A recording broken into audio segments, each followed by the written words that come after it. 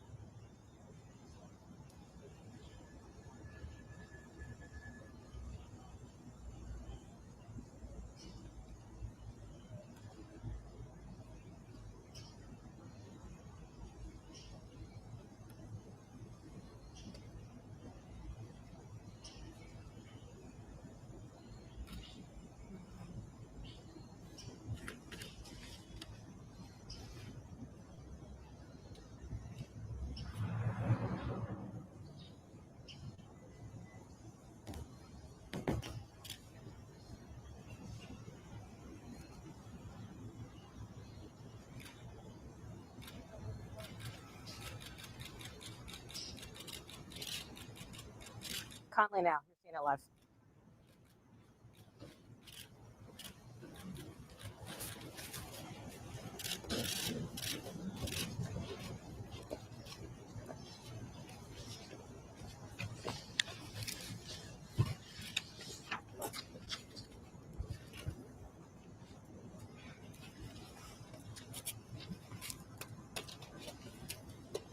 Morning, everyone. Morning. Since we spoke last, the President has continued to improve. As with any illness, there are frequent ups and downs over the course, particularly when a patient is being so closely watched 24 hours a day. We review and debate every finding, compare it to existing science and literature, weighing the risks and benefits of every intervention, its timing, as well as any potential impacts a delay may have. Over the course of his illness, the President has experienced 2 episodes of transient drops in his oxygen saturation. We debated the reasons for this and whether we'd even intervene. It was a determination of the team, based predominantly on the timeline from the initial diagnosis, that we initiate dexamethasone. I'd like to take this opportunity now, given some speculation over the course of the illness, the last couple of days, update you on the course of his own illness.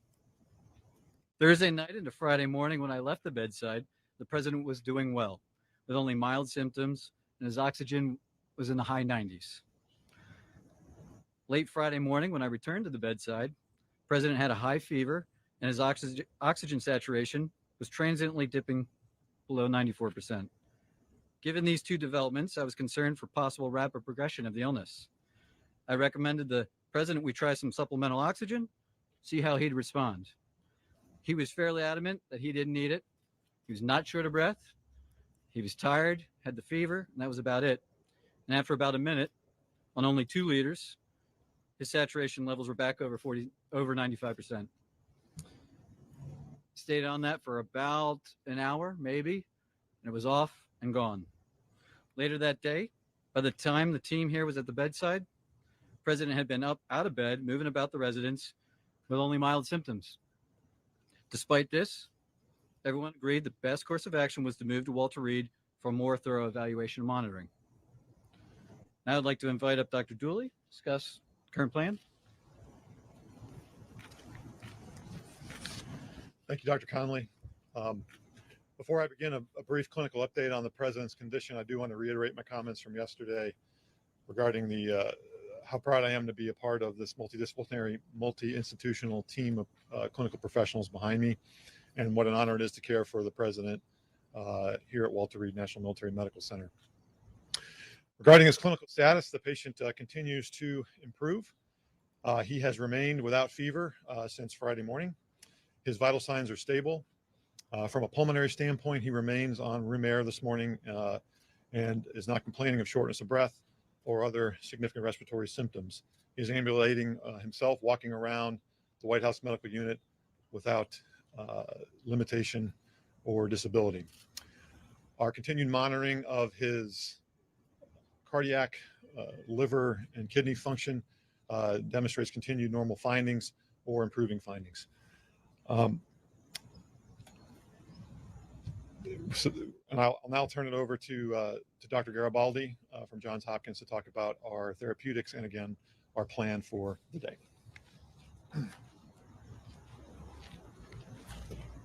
Thank you, Dr. Julian. I just wanted to, again, reiterate what an honor and a privilege it is to take care of the president, but to be part of such a talented and multidisciplinary team here at Walter Reed. The president yesterday evening completed his second dose of remdesivir. He's tolerated that infusion well. We've been monitoring for any potential side effects, and he has had none that we can tell. His liver and kidney function have remained normal, and we continue to plan to use a 5-day course of remdesivir. In response to transient low oxygen levels, as Dr. Conley has discussed, we did initiate dexamethasone therapy, and he received his first dose of that yesterday, and our plan is to continue that for the time being. Today, he feels well. He's been up and around. Our plan for today is to have him to eat and drink, be up out of bed as much as possible, to be mobile. And if he continues to look and feel as well as he does today, our hope is that we can plan for a discharge as early as tomorrow to the White House, where he can continue his treatment course. Thank you very much, and I'll turn it over to Dr. Conley for any questions. Dr. Conley? Just a moment, please. President wanted me to share how proud he is of the group, what an honor it is for him to be receiving his care here at Walter Reed, surrounded by such incredible talent, academic leaders, department chairs, internationally renowned researchers and clinicians, including the support of Dr. Garibaldi from Johns Hopkins. I'd like to reiterate how pleased we all are with the president's recovery. And with that, I'll take your question. Thank you so much. Dr. Dr. Conley, you said that there were 2 instances where he had drops in oxygen. Can you walk us through the second one? And also, I've got a question for the lung specialist afterwards. Sure. Yeah. Yesterday, there was another episode where he dropped down about 93%. He doesn't ever feel short of breath. We watched it, and it returned back up. As I said, we evaluate all of these, and given the timeline where he is in the course of illness, we are trying to maximize everything that we could do for him, and we debated whether we'd even start it, the dexamethasone, and we decided that in this case, the potential benefits early on the course probably outweighed any risks at this time. Did you give him a second round of supplemental oxygen yesterday? I'd have to check with the nursing staff. I don't think that if he did, it was very, very limited, but he's not on oxygen. And the only oxygen that I ordered or that we provided was that Friday morning initially. And about what time was that yesterday? Yesterday, what was yesterday? You said the second instance. Second incidence? Oh, it was over the course of the day, yeah. Yesterday morning. Dr. Conley, Dr. what is Conley. the president's current blood oxygen level? That's my first question to you, Dr. Conley. 98%. And what do the X-rays and the CT scans show? Are there signs of pneumonia? Are there signs of lung involvement or any damage to the lungs? Yeah, so we're tracking all of that. There's some expected findings, but nothing of any major clinical concern. Then why start him, Dr. Conley, on the... Sorry. Dr. Conley, why... Ask if his oxygen level ever dipped below 90? We don't have any recordings here of that. That's right. On the dextromethasone, Doctor. Yeah. What about here? At the White House or here? Anything below 90? Just to follow up on her question. No, it was below 94%. It wasn't down into the low 80s or anything. No. So okay. So on the dextromethasone, the steroids, sir, on the lung Yesterday, function. you told us that the president was in great shape, had been in good shape and fever-free for the previous 24 hours. Minutes after your press conference, White House Chief of Staff Mark Meadows told reporters that the president's vitals were very concerning over the past 24 hours. Simple question for the American people. Whose statements about the president's health should we believe?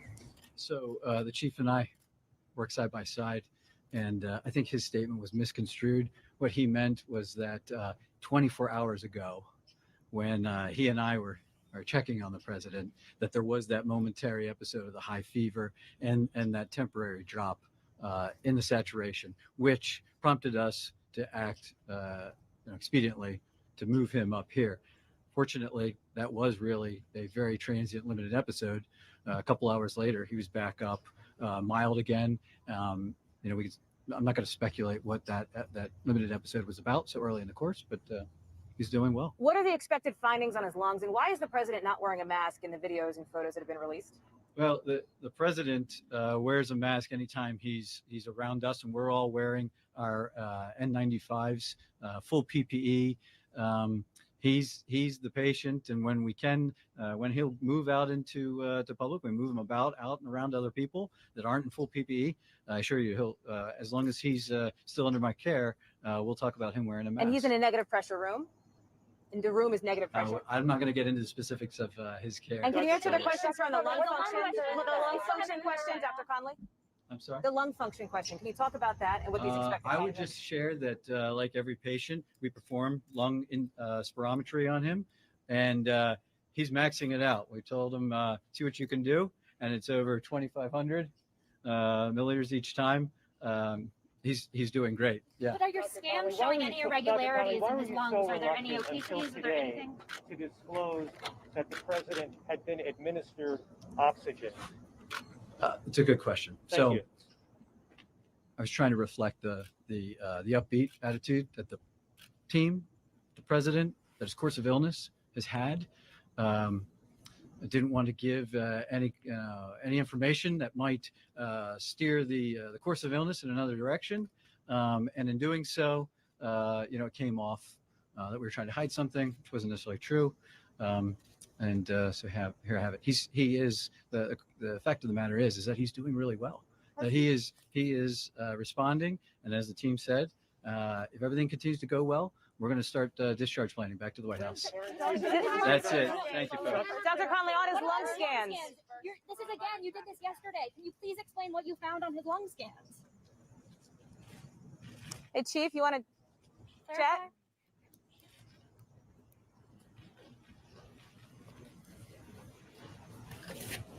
That wasn't as fun as yesterday.